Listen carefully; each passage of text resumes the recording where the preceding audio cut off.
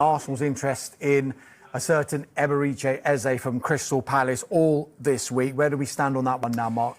Yeah, still no formal club-to-club contact at this stage, but we know that Eberechi Eze has a release clause, which we understand to be 60 million plus 8 million in add-ons. However, it's just a case of who wants to trigger that and pay that in its current terms. Now, the terms will probably be quite strict with regards to the payment structure and the way that the buying club has to do this. So it'd be interesting to keep an eye on. We know that Mikel Arteta is keen on the player, likes Eze. He's just had a fantastic campaign. He's been one of those players who's been sensational since he's come in from Queen's Park Rangers. Is this the summer where he gets that big money move? One to keep an eye on. Yeah, conflicting reports on this release clause, actually, because a few reports suggesting his release clause actually expires today. OK. Where there's other reports saying that there is an expiration date, but it's not necessarily today. And I think sometimes clubs like to negotiate on a release clause anyway. They sometimes might want to pay a bit more than the release clause in return for more favourable payment terms. So I think it's definitely one to keep an eye on, Eberechi Eze, as we get towards the end of this transfer window. As much as Crystal Palace will not want to see him go, there is definitely an interest there from Arsenal. Michael? Actually, to be fair, though, we've kind of picked them with you, haven't we? Yeah. We've just gone with the three behind me. So Gyökeres, João Pedro and Ugo Ekitike. We're going to ask you, Jay, which of those three do you think is going to have the biggest impact and why? Well, I hope it's Gyökeres. I hope it's Gyökeres. But who do you think? Objectively, I think it will be João Pedro. Because Chelsea create a lot of chances, and Jackson last year, and even the year before, as much as he scored goals, some really, very good goals, he missed a lot of chances as well. And I feel like João Pedro, he's a very good player because I wouldn't say he's a typical number 9.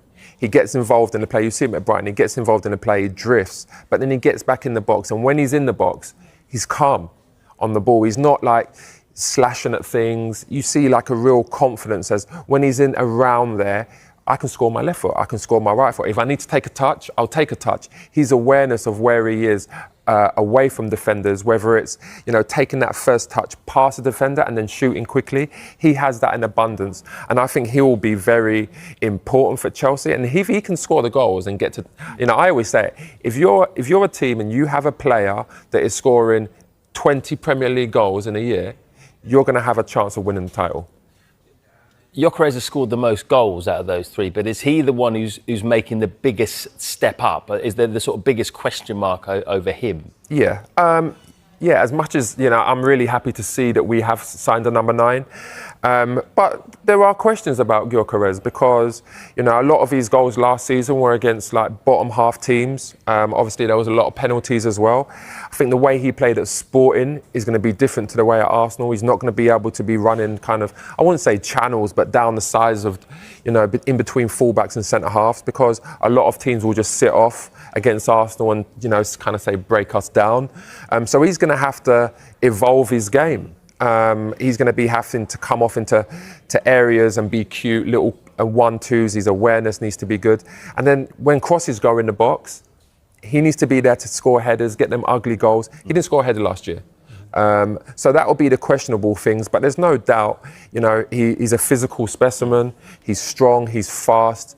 And when the balls do get played over the top, he's powerful and he has scored some unbelievable goals as well. You mentioned the difference in styles as a forward. I mean, like you said there, at Arsenal, it will be different to Sporting Lisbon. You often play teams, they play in a different style. They'll often play against teams who sit back in a deep block. So as a forward, how do you adapt to that? And how do you think he'll find the Premier League? That's a very good question. I think he's going to find the Premier League very hard. I mean, there's no disrespect to the Portuguese league, but I think by Opta, the Championship is rated higher than the Portuguese league. And, he done all right at Coventry, scored some important goals. But ultimately, when you go and play in the Premier League, you're playing against top-class defenders every single week, pretty much. They're all fast. They're all strong. So, that kind of physical battle that you might have the edge over in the Portuguese league, you don't have that in the Premier League. So then what do? You have to use your football IQ. You have to be cute around the box. The way teams will play, like I said before, against Arsenal, a lot of teams will sit off. So he has to come in areas, little cute 1-2s. The movement needs to be a lot more sharper to get away from these defenders. Interesting, this isn't it? So according to what you're talking about there, you know, the average team power rating, that says it all.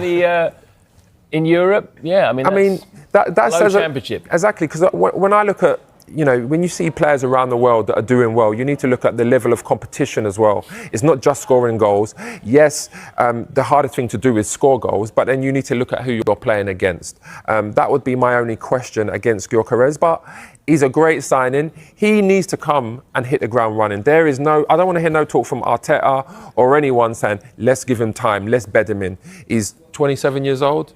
27-year-old, so these are peak years, and everyone needs to see him hit the ground running and get them 20 Premier League goals. For Newcastle United, for their fans, richest club in the world, and yet they can't actually physically go out and spend the money that they'd want to. Yeah, I mean, look, we know about these PSR constraints. I think the thing is in Newcastle from the takeover onwards is that they've jumped in the fast lane and it's been good. And recruitment-wise, they've got it pretty much bang on every time. Let's start with Kieran Trippier. He brought a bit of leadership to that squad, and he's been a captain there for some time.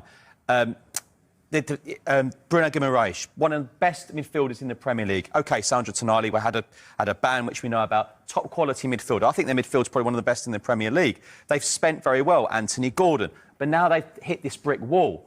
Now, what interests me as well, we talk about replacing Isak. I think in an ideal world, Eddie Howe would like Isak and someone, because we have got the new European format, the Champions League, the Europa League.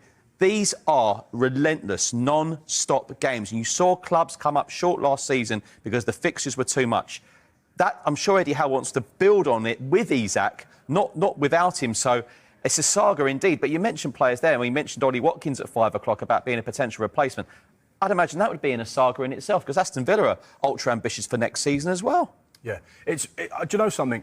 I feel really sorry for Newcastle in so many ways, because this is absolutely not the way they would have planned this window to unfold. They were sort of set back straight away with the departure of Paul Mitchell.